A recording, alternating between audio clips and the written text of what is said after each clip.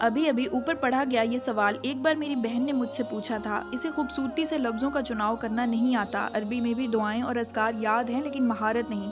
اور ہم generation Z Urdu سے کتنی دور ہے یہ افسوسناک بات بھی ہے، سب جانتے ہیں، اور اس سے زیادہ افسوس فخر سے مانتے بھی ہیں کہ ہمیں اردو نہیں آتی، انگلش کی عادت ہے۔ ایسے میں جب کوئی انسان نماز کے بعد یا ویسے ہی کسی وقت دعا کے لیے ہاتھ اٹھاتا ہے تو درود شریف اور عربی میں یاد کی گئی چند دعاؤں کے بعد شاید کنفیوز ہو جاتا ہو کہ اللہ تعالیٰ سے کن لفظوں میں مانگے یا کن لفظوں میں اپنا حال دل سنائے جو اللہ تعالیٰ کے شایان شان ہوں، اور جب ایسے لفظ سمجھ نہیں آتے تو بے ادبی کے ڈر سے مختصر دعا مانگ کر اٹھ جاتے ہیں۔ یہ بالکل درست ہے کہ الفاظ بڑی اہمیت رکھتے ہیں، اور جب بات بارگاہ الہی میں عرضی دینے کی ہو تو پھر خوبصورت سے خوبصورت اور مہذب الفاظ استعمال ہونے چاہیے، لیکن برتن کو اس قدر خوبصورت بھی نہیں بنانا چاہیے کہ پھر اس میں کھانا ڈالتے ہوئے لگے کہ یہ برتن کھانے سے گندا ہو جائے گا۔ برتن کھانا رکھ کر پیش کرنے کے لیے ہی ہوتے ہیں، ایسے ہی الفاظ خیالات پیش کرنے کے لیے ہوتے ہیں، لیکن ہم حد سے زیادہ احتیاط میں سارا خیال صرف لفظوں کی مناسبت پر رکھ کر اس یقین، توجہ، محبت اور چاؤ سے ہٹا بیٹھتے ہیں جو دعا کا بنیادی جزو ہیں۔ اللہ تعالیٰ زبان کی قید سے بے نیاز ہے، وہ تو ان کی بھی سنتا ہے جو بے زبان ہوتے ہیں۔ بس شرط یہ ہے کہ سچے دل سے پکارا جائے، جب بات دل سے نکلتی ہے تو اتنا اثر رکھتی ہے کہ پھر لفظوں کی حیثیت ثانوی ہو جاتی ہے۔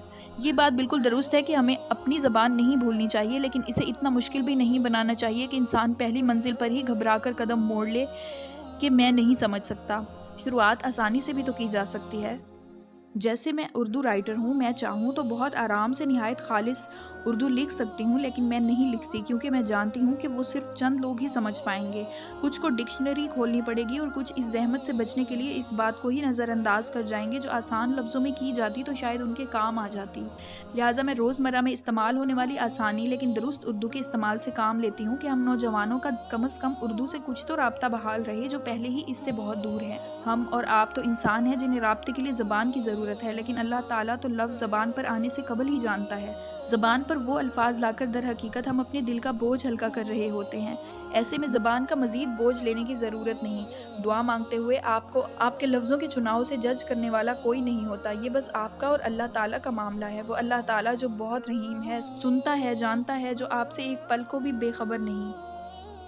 لہٰذا اگر آپ درود شریف اور عربی کی مخصوص دعائیں پڑھنے کے بعد اپنا مدعا آسان لفظوں میں یوں بھی اللہ تعالیٰ کے آگے رکھتے ہیں کہ اللہ پاک پلیز میری یہ مشکل حل کر دے، تو آپ کو اس میں نروس نہیں ہونا چاہیے۔ البتہ اپنی زبان پر عبور حاصل کرنے کی کوشش ضرور کریں جو دعا کے علاوہ بھی ضروری ہے۔ اللہ تعالیٰ کا انسانوں سے تعلق ایسا ہی محبت بھرا شفیق ہے جیسا ماں کا اپنی اولاد سے ہوتا ہے۔ جس طرح ہم اپنی ماں سے ادب کے دائرے میں لیکن بے جھجک عام زبان میں بات کرتے ہیں، ایسے ہی اللہ تعالیٰ سے بھی کر سکتے ہیں اور کرنی چاہیے، کیونکہ اللہ تعالیٰ نے قرآن میں فرمایا ہے، مجھ سے دعا کرو میں تمہاری دعا قبول کروں گا۔